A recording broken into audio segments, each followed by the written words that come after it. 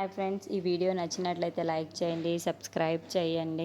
పల్లవి వాళ్ళ మామయ్య కోసం అని చెప్పేసి కాఫీ తీసుకొని వస్తూ ఉంటుంది. ఇంతలో అక్కడ ఉన్న వాళ్ళ మామయ్య అయితే నాకు అవసరం లేదు అని చెప్పేసి కాఫీని విసిరేస్తూ ఉంటాడు. అది చూసిన వాళ్ళ ఆవిడ మాత్రం, ఏంట్రా నాన్న ఇంత కోపంగా ఉన్నాడు, ఏనాడు ఇంత కోపంగా చూడలేదు నేను మీ నాన్నని అని చెప్పేసి అవని వాళ్ళ ఆయనని అడుగుతూ ఉంటుంది. ఆ మాటలు వినగానే వాళ్ళ కొడుకు అయితే, అమ్మ ఈ టెండర్ మనకి రాలేదు, ఎప్పుడు మనకి టెండర్ వచ్చేది కానీ జస్ట్ మిస్ అయిపోయింది, ఎందుకో అర్థం కావటం లేదమ్మా, అందుకే నాన్నగారు ఇంత సీరియస్గా ఉన్నారు.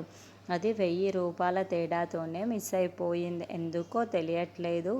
ఎప్పుడు మనం నెగ్గేవారం, ఈసారే ఓడిపోయాం, ఎందుకో అర్థం కావటం లేదు అని చెప్పేసి అంటాడు. ఆ మాటలు వినగానే అక్కడున్న అవని ఇంట్లో ఉన్న వాళ్ళందరూ కూడా ఒక్కసారిగా షాక్ అయిపోతూ ఉంటారు. ఇంతలో అక్కడున్న అవని వాళ్ళ ఆయన మాత్రం, ఇదేదో పక్క ప్లానే ఉందమ్మా అని చెప్పేసి అంటూ ఉంటాడు. ఆ మాటలు వినగానే అక్కడున్న వాళ్ళ నాన్న అయితే అక్కడి నుండి లేచి వెళ్ళిపోతూ ఉంటాడు. అది చూసిన పల్లవి మాత్రం, ఈ ప్లాన్ మొత్తం నాదే కదా, నేనే అమలు చేశాను కదా, ఈ ఇంటిని ఎలాగైనా సర్వనాశనం చేస్తాను, నేను నాలాగైతేనే నా పగ తీరుతుంది అని చెప్పేసి అనుకుంటూ ఉంటుంది.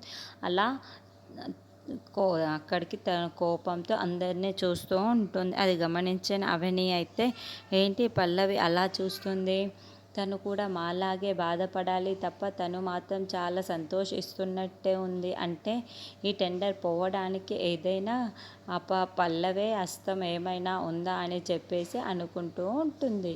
ఇంతలో అక్కడున్న పల్లవి మాత్రం చాలా సంతోషంగా, నేను అనుకున్నదే సాధించాను అని చెప్పేసి చాలా నవ్వుకుంటూ ఉంటుంది. అది చూసిన అవని మాత్రం, ఖచ్చితంగా పల్లవే హస్తం ఉండి ఉంటుంది, అందుకే వాళ్ళ పల్లవి ఎంత ఆనందంగా ఉందో అని చెప్పేసి అనుకుంటూ ఉంటుంది.